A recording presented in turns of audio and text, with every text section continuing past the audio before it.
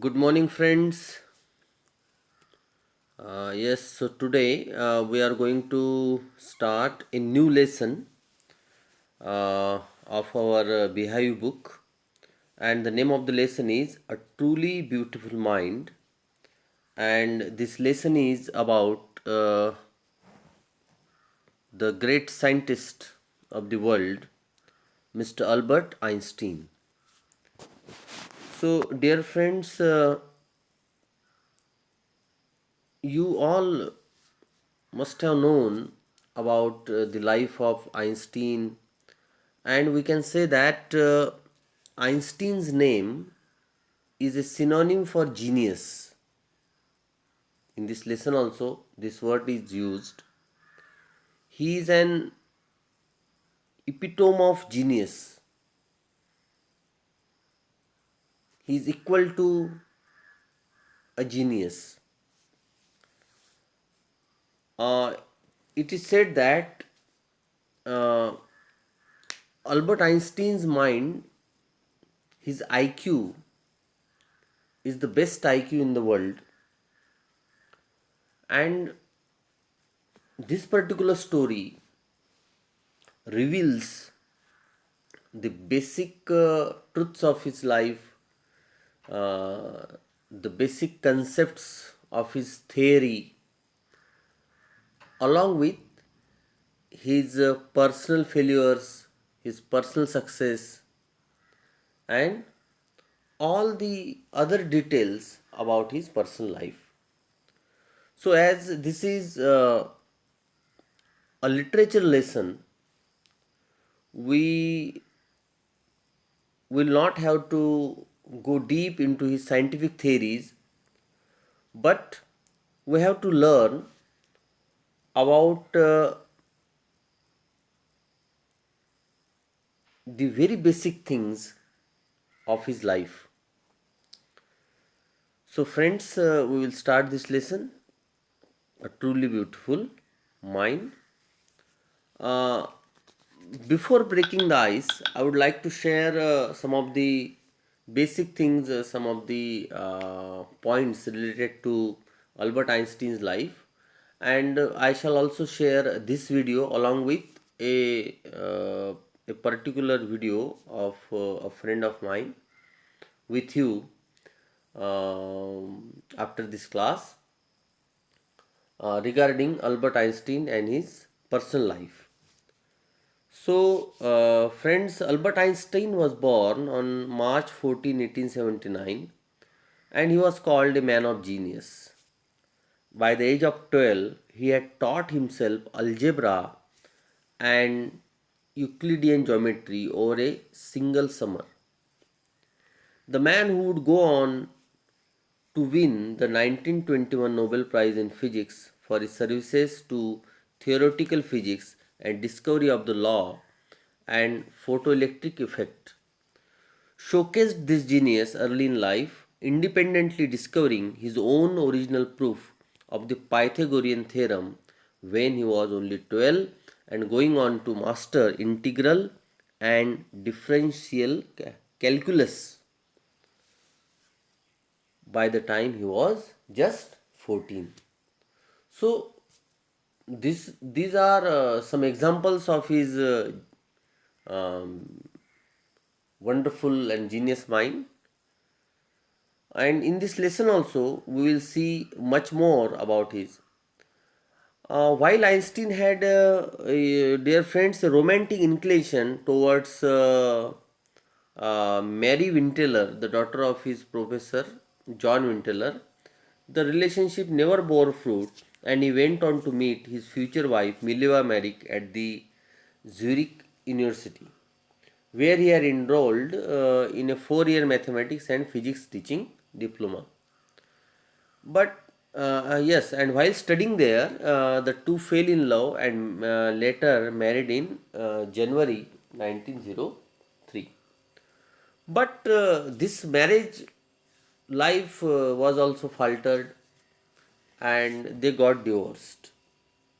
Interestingly, it was later discovered that the couple had a daughter out of wedlock, but The fate of the child was never known. Various theories suggest that the child was either given up to for adoption or that some more stories are there about him.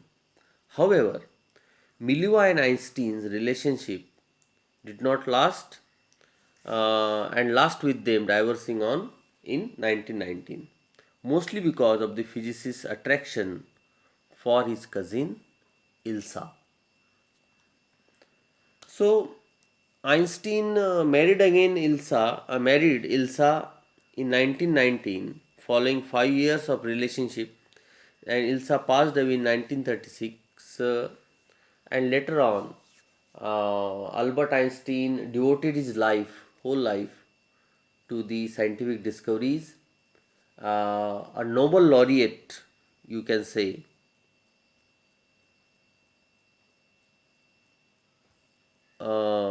He was awarded the Nobel Prize for Physics in 1921. However, Einstein did not win it for his theory of relativity, even though Arthur Eddington had proved the theory of relativity in 1919. The Nobel Committee believed his work was uh, also good. In 1939, a group of Hungarian scientists tried to alert Washington to regarding Germany's atomic bomb research, and later on we will learn in this lesson also that Albert Einstein had written a letter to Franklin D. Roosevelt regarding this atomic energy and his formula. So, this story is a wonderful account of his life, and we will study it today. This is the picture of Albert Einstein. You will get hundreds, thousands, lakhs of pictures of Albert Einstein on the internet. Okay, so the truly beautiful mind. Who do you think of when you hear the word genius? Who is a genius? What qualities do you think a genius has? We shall now read about a young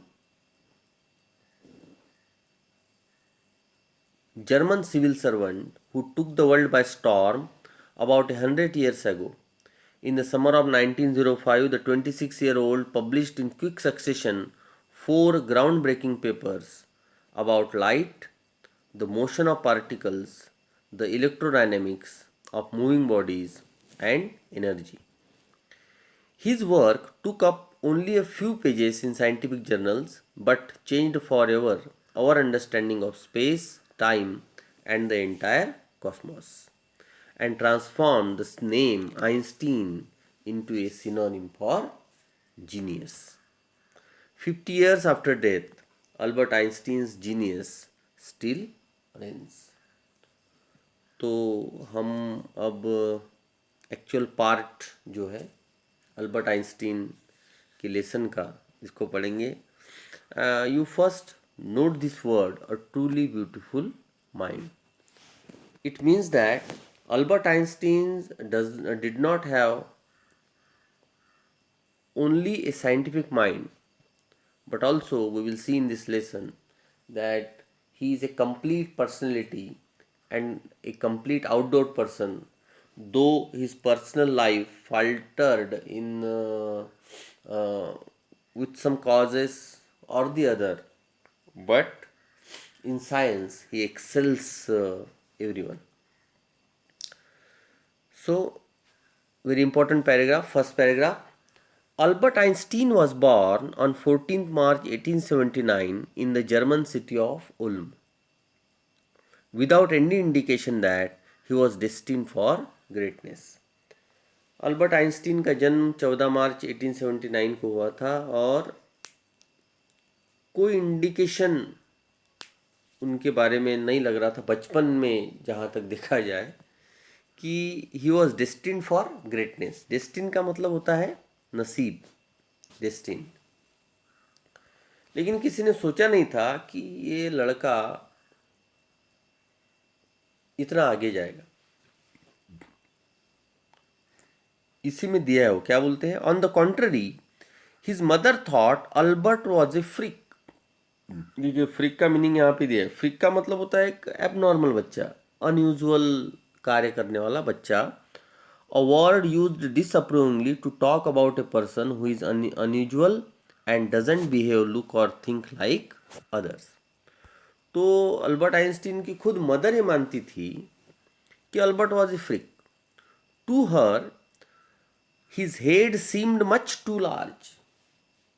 उसके लिए, उसकी mother के लिए वो सोचती थी कि इसका जो सिर है, इसका जो हेड का जो साइज़ है वो बहुत ज़्यादा बड़ा है, इसलिए शायद इसके दिमाग में कुछ बातें जाती नहीं होगी। बट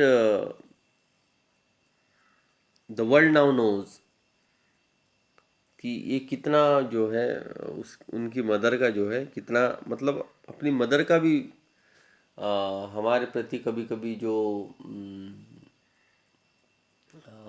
हम कहते हैं कि पॉइंट ऑफ व्यू हो सकता है ना, वो कितना गलत हो सकता है।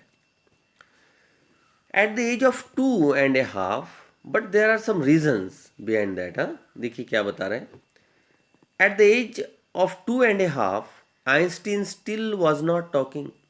लगभग 2.5 साल के हो गए थे। नॉर्मली बच्चे 1-1.5 साल 2 साल तक बोलने लग जाते हैं, लेकिन 2.5 साल के हो गए थे अल्बर्ट आइंस्टीन, वो बोल नहीं पाते थे। ठीक। When he finally did learn to speak, he uttered everything twice. लेकिन जब वो बताते हैं कि जब वो बोलना चालू किए 2.5 साल के बाद, तो वो हकलाते थे, स्टैमरिंग जिसको बोलते हैं, हर एक बात को 2 बार बोलते थे। When he finally did learn to speak, he uttered everything twice. Einstein did not know what to do with other children, and his playmates called him brother boring. ठीक है, उसके प्लेमेट्स जो है बिल्कुल नहीं समझ पाते थे कि उसके साथ क्या करना है, और वो उसको किस नाम से चिढ़ाते थे, ब्रदर बोरिंग, मतलब ऐसा लड़का जो बोर है। So the youngster played by himself much of the time. He especially loved mechanical toys. Looking at his newborn sister Maza, he is said to have said, "Fine, but where are the wheels?" तो उनके बारे में एक कथा, एक कहानी बताई जाती है कि इतने मैकेनिकल टॉयज उनको पसंद थे, है ना, साइंटिफिक दिमाग तो उनका पहले से होगा। तो इतने मैकेनिकल टॉयज उनको पसंद थे कि उसी में वो खोए रहते थे। तो उनकी सिस्टर का जन्म जब हुआ, माज़ा का जन्म जब हुआ, माज़ा उनके घर में जब आई, ओके, तो बच्चे को दिखाने ले गए कि ये तुम्हारी सिस्टर है, ऐसा है वैसा है, ओके। तो अल्बर्ट आइंस्टीन, ऐसा कहा जाता है कि अल्बर्ट आइंस्टीन ने पूछा था कि very good, Maja is very good, but where are her wheels, मतलब इसके चक्के कहाँ हैं, पहिए कहाँ हैं, ये चलेगी कैसे। तो इस तरीके से हमें समझ सकते हैं कि some sort of absent mindedness जो है अल्बर्ट आइंस्टीन के बचपन में था, और शायद इसीलिए उनकी मदर बोलती थी कि दैट ही वॉज ए फ्रिक। आगे देखते हैं। Headmaster once told his father that what Einstein chose as a profession wouldn't matter because he will never make a success at anything. Albert Einstein के बारे में एक कहानी बड़ी फेमस है कि उनके हेडमास्टर ने एक बार उनके फादर से कहा था कि आप इसके लिए कुछ भी सोचेंगे फ्यूचर में, या ये कोई भी प्रोफेशन चूज़ करेगा तो उससे कोई फ़र्क नहीं पड़ता है। क्यों? क्योंकि ये कभी किसी चीज़ में जो है सक्सेसफुल नहीं हो सकता। Einstein began learning to play the violin at the age of 6।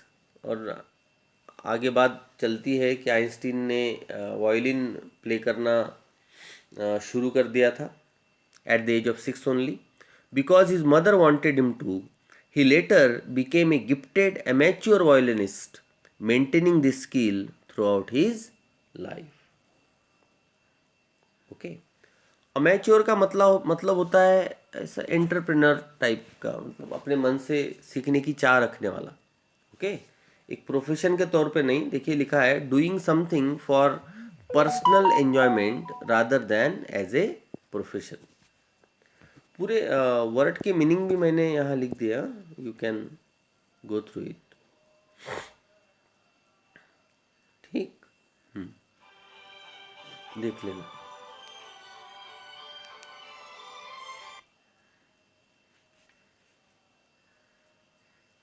Okay,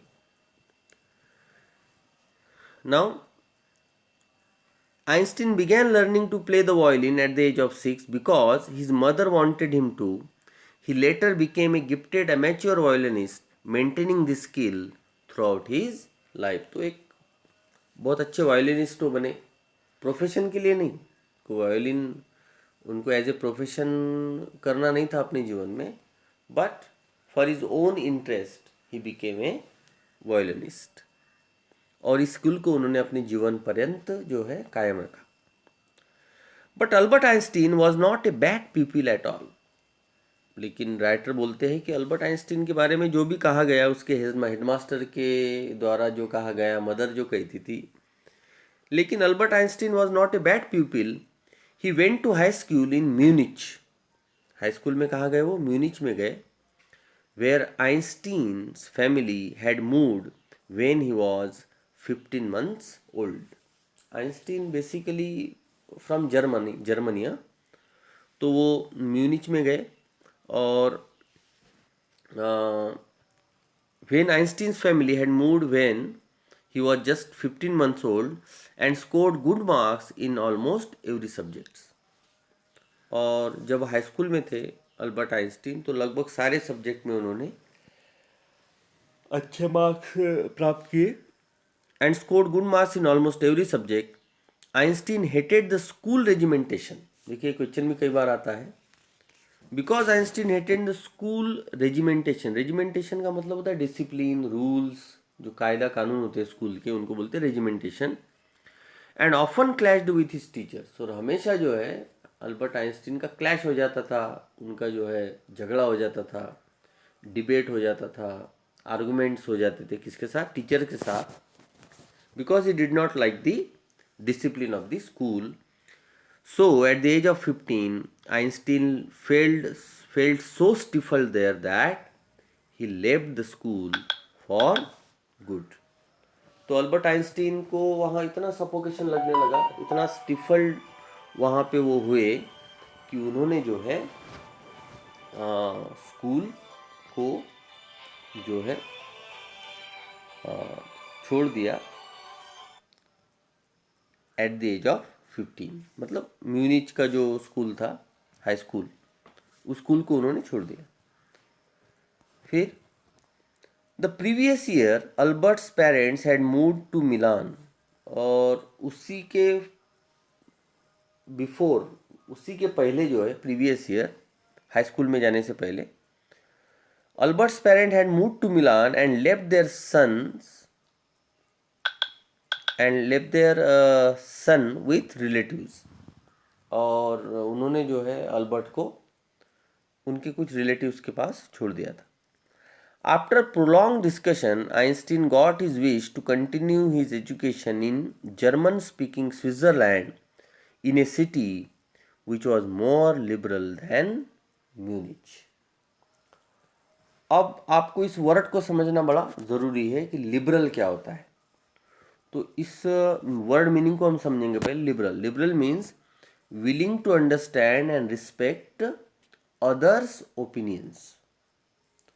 तो आप सब जैसे जानते हैं कि जर्मनी में हमेशा डिक्टेटरशिप रही है, चाहे वो बिस्मार्क रहे फर्स्ट वर्ल्ड वॉर के समय, या सेकेंड वर्ल्ड वॉर के समय अडॉल्फ हिटलर रहे।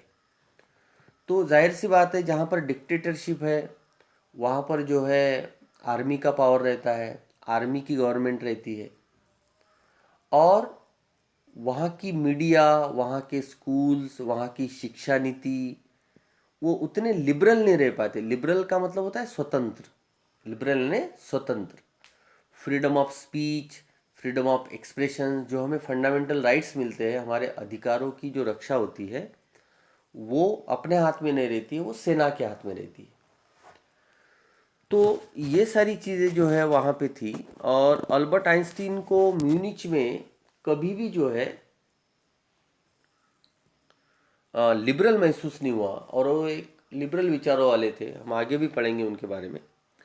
तो उन्होंने डिसाइड किया आफ्टर डिस्कशंस के बाद कि he will study in German speaking Switzerland. Okay, उन्होंने डिसाइड किया कि इसके बाद की पढ़ाई वो स्विट्जरलैंड में करेंगे। Einstein was highly gifted in mathematics and interested in physics. तो आइंस्टीन का साइंस में तो इंटरेस्ट पहले से था, और वो मैथमेटिक्स में एकदम गिफ्टेड बच्चा था वो, और फिजिक्स में बड़ा उनको इंटरेस्ट था। And after finishing school he decided to study at a university in Zurich, but science was not the only thing that appealed to the dashing young man with the walrus mustache। Walrus का मतलब होता है पुरुषी, एकदम अच्छी दिखने वाली, समझे। Moustache, Moustache का मतलब होता है मूछ। तो इस वॉलरस मुस्टैक वाले व्यक्ति के लिए जो है सिर्फ साइंस ही जो है उनको अट्रैक्ट नहीं करता था, और सारी चीज़ें भी थी।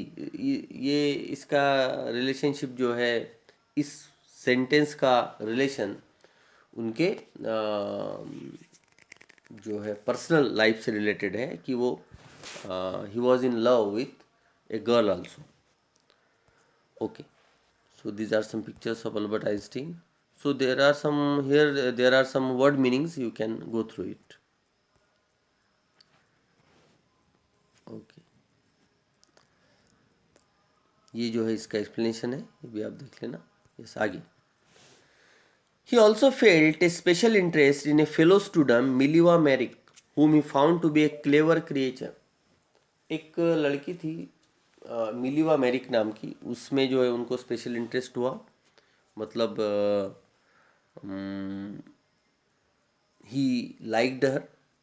This young Serb had come to Switzerland because the university in Zurich was one of the few in Europe where women could get degrees. तो ये यंग सर्ब, सर्ब का मतलब होता है सर्बिया की रहने वाली। सर्ब का मतलब सर्बिया की रहने वाली। सर्बिया उस जमाने में जब जो रशियन कंट्री एक था। Okay, so this young Serb had come to Switzerland because the university in Zurich was one of the few in Europe where women could get degrees. तो ज़ुरिक यूनिवर्सिटी इन ज़ुरिक जो थी, जहाँ पर अल्बर्ट आइंस्टीन भी पढ़ते थे, तो ये सर्बिया की लड़की वहाँ इसलिए आई थी क्योंकि उस समय में, उस ज़माने में यूरोप में सिर्फ यूनिवर्सिटी ऑफ ज़ुरिक ऐसी यूनिवर्सिटी थी जो वुमेन को डिग्रीज देती थी, बाकी जगह इनको डिग्रीज नहीं मिलती थी, मतलब पढ़ाई जो है वो इनकी नहीं हो पाती थी। So Einstein saw in her an ally against the philistines. देखिए, मैं एकदम क्लियर और एकदम आसान शब्दों में बताता हूँ आपको। अलाय का मतलब होता है फ्रेंड, और हमने जैसा देखा कि अल्बर्ट आइंस्टीन लिबरल विचारों वाले थे, तो फिलिस्तीन का अपोजिट होता है लिबरल। ठीक, फिलिस्तीन मतलब a word used disapprovingly to talk about people who do not like art, literature and music. ठीक, तो एले अगेंस्ट द फिलिस्तीन्स। तो फिलिस्तीन्स ऐसे लोगों को बोला जाता है जो लिटरेचर, आर्ट्स और म्यूजिक में बिल्कुल इंटरेस्ट नहीं लेते हैं। लेकिन अल्बर्ट आइंस्टीन ऐसे थे कि सिर्फ साइंस में नहीं, बल्कि उनको आर्ट, म्यूजिक, है ना, लिटरेचर, सभी में इंटरेस्ट था। तो उनको जो है मिलीवा मैरिक के रूप में एक दोस्त मिला। Those people in his family and at the university with whom he was constantly at odds. तो ये फिलिस्तीन्स लोग कौन थे जिनको फिलिस्तीन्स बोल रहा है यहाँ पे? फिलिस्तीन्स मतलब उसके उनके घर के लोग जो इन चीज़ों को बिल्कुल पसंद नहीं करते थे, और उस यूनिवर्सिटी के प्रोफेसर्स लोग जो भी होंगे वहाँ पे, वो लोग जिनके साथ अल्बर्ट आइंस्टीन की बिल्कुल नहीं बनती थी। The couple fell in love, दोनों प्यार में पड़े। Letters survive in which they put their affection into words, आज भी उनके लेटर्स हैं जो ये बता सकते हैं कि वो कितने एक दूसरे के प्रेम में थे। Mixing science with tenderness wrote Einstein, और एक लेटर में आइंस्टीन ने मिलियो अमेरिक को लिखा था, how happy and proud I shall be when we both have brought our work on relativity to a victorious conclusion. तो उनका जो प्रेम था सिर्फ प्रेम नहीं था, बल्कि it is a mixture of science and love. ये लेटर उसका प्रूफ है। जब उन्होंने लेटर लिखा था मिलियो अमेरिक को, जिसमें कहा गया था उनके थियोरी ऑफ रिलेटिविटी के बारे में, कि वो भी एक साइंटिस्ट थी, समझ रहे ना, वो भी एक फिजिक्स और मैथमेटिक्स की स्टूडेंट थी, मिलियो अमेरिक। और how happy and proud I shall be when we both have brought our work on relativity to a victorious conclusion. आगे बोलते हैं, in 1900 at the age of 21 Albert Einstein was a university graduate and unemployed. At the age of 21 he became graduate in 1900। He worked as a teaching assistant, सबसे पहला काम उन्होंने क्या किया, he worked as a teaching assistant, एक teacher का काम उन्होंने किया। Give private lessons and finally secured A job in 1902, 2 साल में उनको जॉब मिली। देखिए जॉब कहाँ मिली, as a technical expert in the patent office in Bern. Bern के बर्न के पेटेंट ऑफिस में उनको जो है, बर्न नाम के शहर में पेटेंट ऑफिस में उनको टेक्निकल एक्सपर्ट की नौकरी मिली। अब पेटेंट ऑफिस देखिए क्या होता है। Patent is a document which gives the rights of an invention to an inventor. तो जो आविष्कारक होते हैं, जो साइंटिस्ट होते हैं, तो ये गवर्नमेंट का ऑफिस होता है पेटेंट ऑफिस, मतलब उनको गवर्नमेंट जॉब लगी थी, समझ रहे हैं आप। तो इस ऑफिस में वो सारे इन्वेंशंस आते हैं और उनको स्टडी किया जाता है और देखा जाता है कि ये इन्वेंशन जो करने जा रहे हैं या ये डिस्कवरी जो होने जा रही है, ये साइंटिफिक डिस्कवरी या साइंटिफिक इन्वेंशन, इसको परमिशन दिया जाना चाहिए या नहीं दिया चाहिए, उसका स्टडी जो है अल्बर्ट आइंस्टीन करते थे। So while he was supposed to be assessing other people's inventions, Einstein was actually developing his own ideas in secret. तो बाकी लोगों के, क्योंकि परमिशन उनको देने का काम है ना उनके पास, तो जब बाकी लोगों के इन्वेंशंस की परमिशंस उनके पास आती थी, उसी समय अल्बर्ट आइंस्टीन सीक्रेटली जो है अपनी खुद की आइडियाज़ भी डेवलप कर रहे थे as a scientist. He said to have jokingly called his desk drawer at work the bureau of theoretical physics. Bureau है ना ऑफिस, ब्यूरो मीन्स ऑफिस।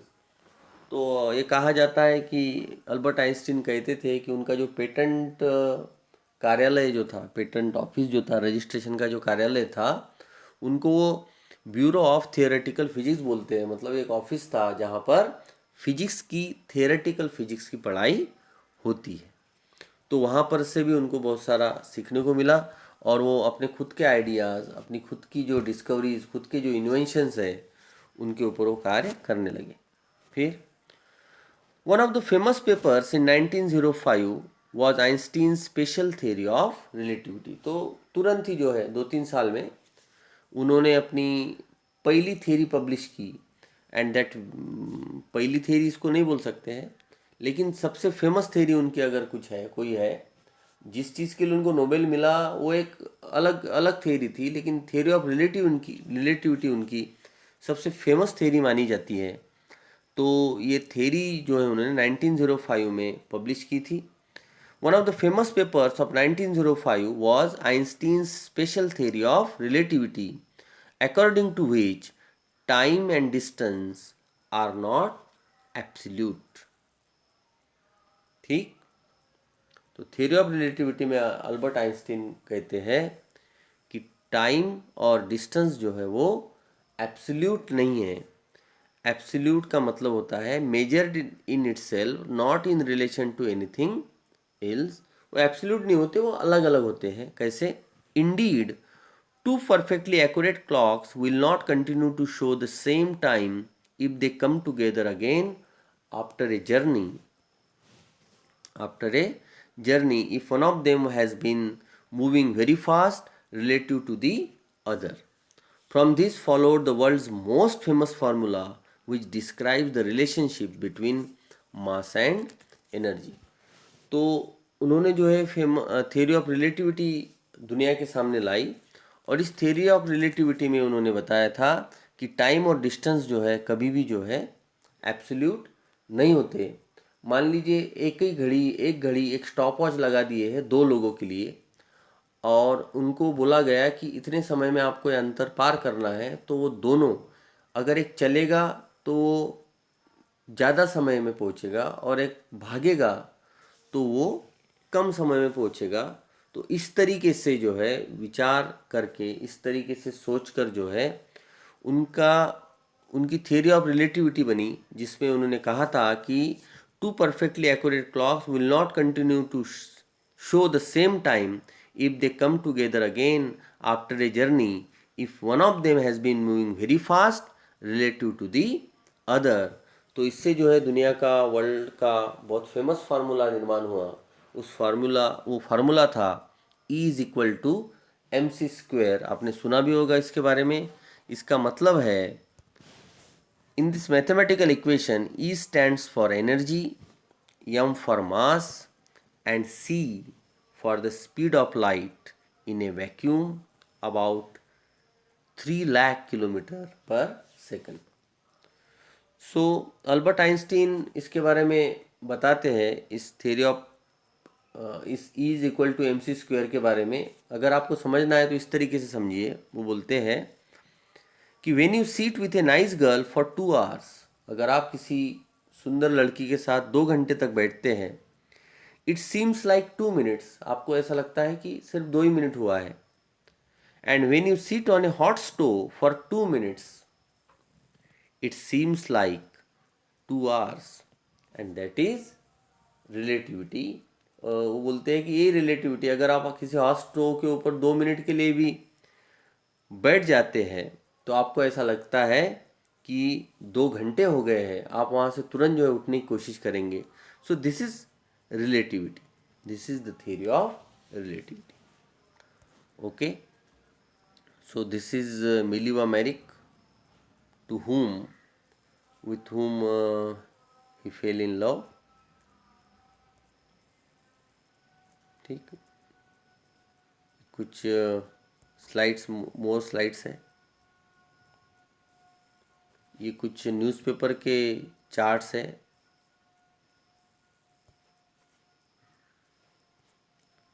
तो इसके आगे का पार्ट, टोटल इसके देखिए 17 पार्ट्स हैं। तो हमने लगभग अभी 9 पार्ट्स कवर कर लिए, और 10th पार्ट से जो है हम नेक्स्ट पार्ट में इसके बारे में पढ़ेंगे। Thank you very much.